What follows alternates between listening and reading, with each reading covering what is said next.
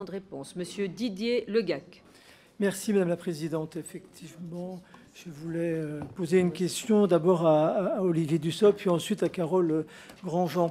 La première question, c'est d'abord partager une bonne nouvelle, puisque ce matin, je découvrais le résultat d'une étude et d'une enquête demandée pour France Info et Le Parisien qui annonce, chers collègues, 4,5 millions d'embauches à partir du 1er octobre jusqu'à la fin septembre 2023, soit 4,5 millions d'embauches pour les 12 prochains mois.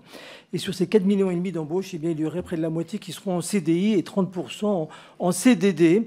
Donc plutôt une bonne nouvelle, et que les principaux secteurs pourvoyeurs d'emploi pour les 12 mois à venir seront la restauration, la distribution, la logistique, la santé et l'industrie.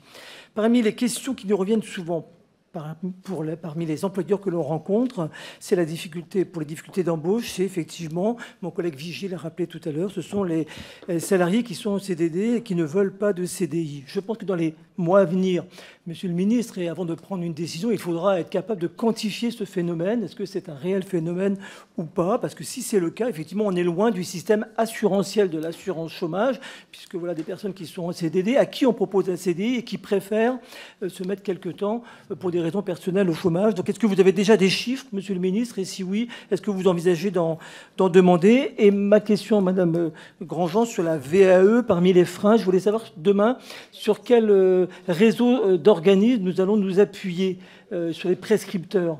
Et je pense notamment en milieu rural, parce que la VAE, peut-être que l'un des freins, c'est parce que souvent pour la VAE, il faut aller en ville. Il faut aller dans la grande ville près de chez soi. Est-ce que vous avez imaginé des nouveaux réseaux de prescripteurs, de nouveaux organismes sur lesquels on pourra s'appuyer? Je pense peut-être à Maison de l'Emploi, dans les communautés de communes, etc., etc. Merci à tous les deux.